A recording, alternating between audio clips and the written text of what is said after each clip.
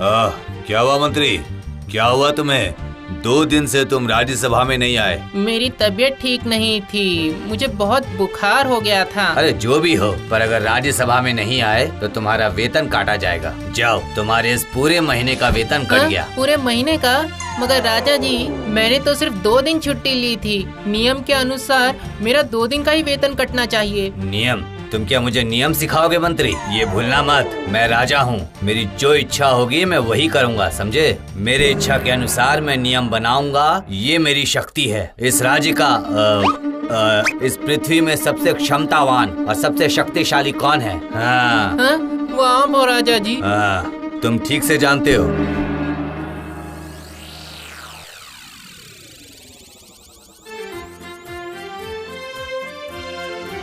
आओ आओ मंदा बहन, चंदा बहन, आओ आओ। तुम लोगों के बारे में ही सोच रहा था मैं। क्यों राजा जी, कुछ जरूरी काम था क्या? अच्छा, एक सवाल था बस। बताओ तो, इस पृथ्वी में सबसे शक्तिशाली कौन है? अब ये भी कोई पूछने वाली बात है क्या राजा जी? इस दुनिया में तो आप ही सबसे ताकतवर हैं, क्योंकि राजा तो आप हैं, और इस दुनिया में सबसे ताकतवर आदमी भी आप ही हैं। वाह मैं जानता था मंदा बहन तुम यही बोलोगी। चंदा बहन का भी तो यही जवाब होगा ना? नहीं राजा जी। इसका मतलब तुम क्या बोलना चाहती हो? इस पृथ्वी में मेरे से भी ज्यादा शक्तिशाली कोई और है? हाँ राजा जी, और वो है समय। क्या कुछ भी बोल रही हो? हाँ, सारा दिन काम करते करते तुम्हारा दिमाग खराब हो गया है। जाओ जाओ जाओ, किसी अच्छे वैद्य को दिखाओ। यही तुम्हारा दिमाग है? हाँ? समय। समय। मंदा बहन देखो, तुम्हारी बहन क्या बोल रही है। ओह, इसकी बात तो मत ही सुनिए राजा जी। ये तो हमेशा बस ऐसे ही बड़बड़ाती रहती है।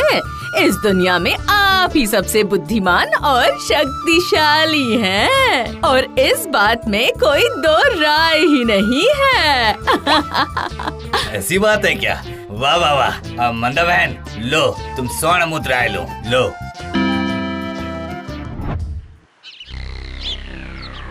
आखिर बात क्या है, बोलिए मंत्री जी। राजा जी ने आज अचानक इस तरह का व्यवहार क्यों किया? आपके साथ ही नहीं, राजा जी सभी के साथ ऐसा व्यवहार करते हैं। अच्छा, राजा जी अपने अहंकार में वास्तव देखना भूल गए हैं लगता है। नहीं नहीं नहीं नहीं, ये तो ज्यादा दिन तक नहीं सह सकते। हाँ हाँ हाँ, एक बुद्धि आई है दिमाग में, यहाँ आकर सुनो।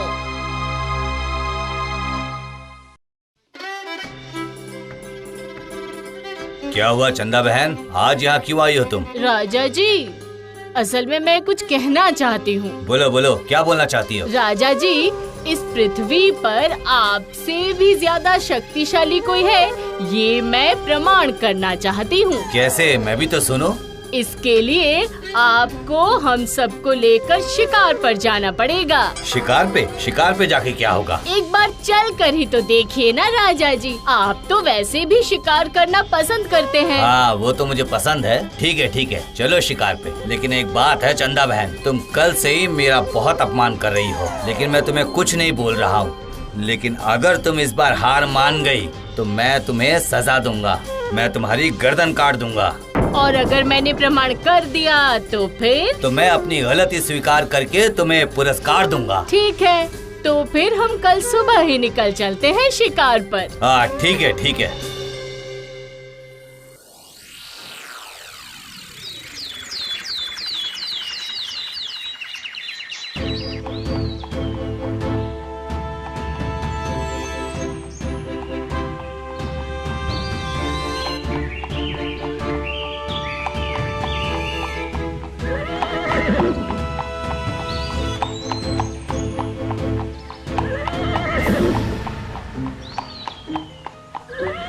चंदा बहन, तुमने बोला इसलिए मैं बहुत दिन बाद आज शिकार करने निकला हूँ। मैं थोड़ा अंदर से घबरा रहा हूँ। इसका क्या मतलब जानती हो?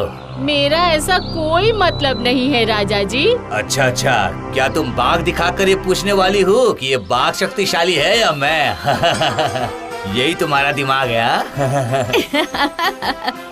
राजा जी, चंदा का दिमाग तो उसके घुटनों में है, इसलिए तो उसके घुटनों में हमेशा दर्द रहता है।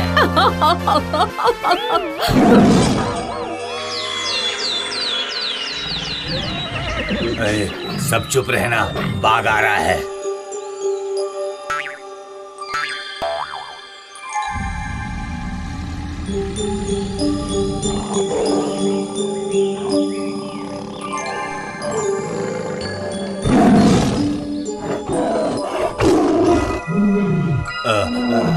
चंदा बहन, अब तुम देखना कौन सबसे ज्यादा शक्तिशाली है।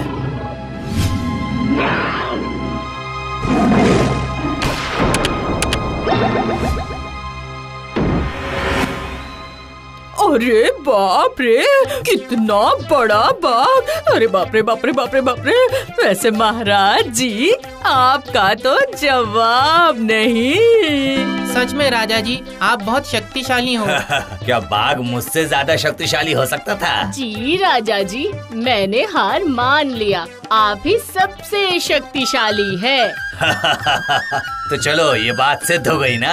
चलो अब वापस घर चलते हैं। वापस तो जाना ही होगा राजा जी, लेकिन मुझे कुछ कहना था।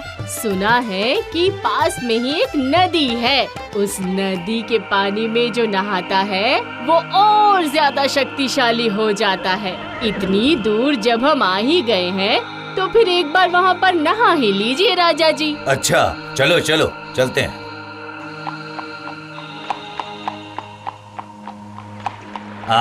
एकदम आईने के जैसा चमक रहा है। हाँ, आप नहा लीजिए राजा जी, हम तब तक महल की ओर चलते हैं।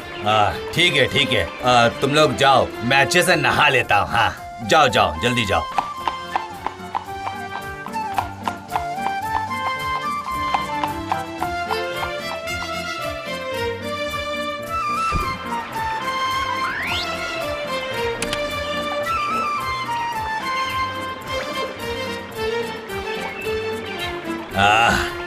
अरे बाप रे, कितना ठंडा पानी है।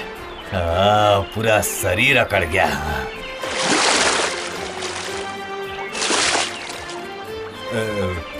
ये क्या, मेरे कपड़े कहाँ चले गए?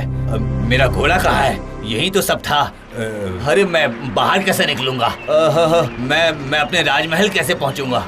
क्या होगा क्या होगा?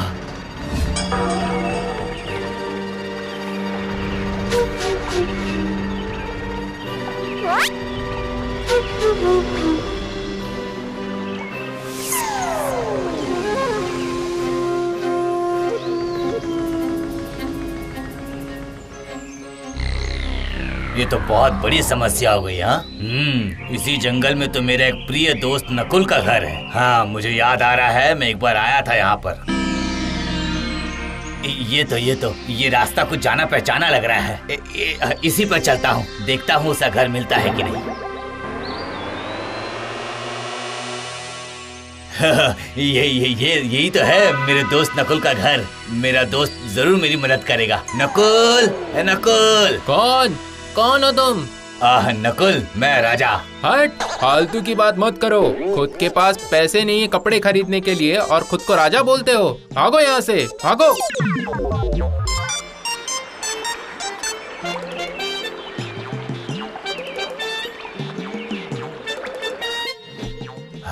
अरे वाह, मैं तो अपने राजमहल के पास आ गया। सिपाही, दरवाजा खोलो।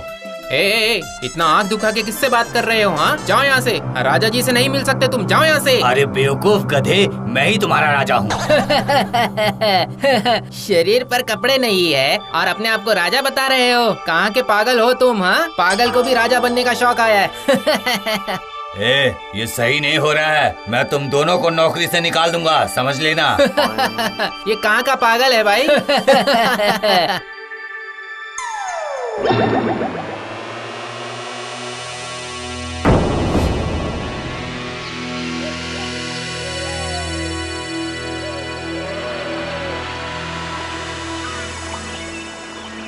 आज मेरे शरीर पे राज पोशाक नहीं है, इसलिए मुझे कोई पहचान नहीं पाया। मेरा प्रिय मित्र नकुल भी मुझे पहचान नहीं पाया, और ना ही मेरे प्रहरी।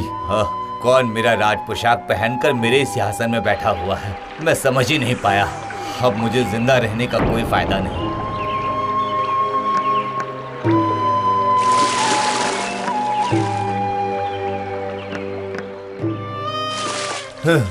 अरे बाप रे बाप। ये क्या हुआ? ये मैं क्या देख रहा हूँ? कहीं मैं इतनी देर से सपना तो नहीं देख रहा था?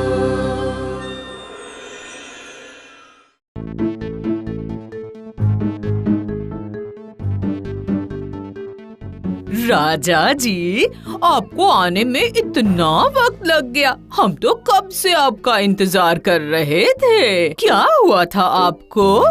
तो क्या सच में मैं सपना देख रहा था? राजा जी, ये सब मेरी परिकल्पना थी और मेरे साथ यहाँ पर उपस्थित हर कोई जुड़ा हुआ था इस परिकल्पना में। मैंने तो चंदा को मना किया था राजा जी, लेकिन उसने मेरी एक बात नहीं सुनी।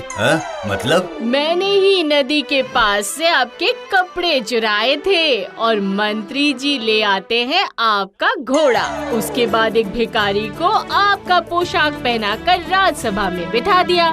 मैंने आपसे कहा था ना राजा जी कि समय ही सबसे ज्यादा शक्तिशाली है। देख लिया ना, समय भिखारी को राजा और राजा को भी भिखारी बना सकता है। समझ गए ना? सही बात है चंदा बहन, तुमने बिल्कुल सच बोला था। तुमने मेरी आंखें खोल दी है। मैं सबके सामने माफी चाहता हूँ आज।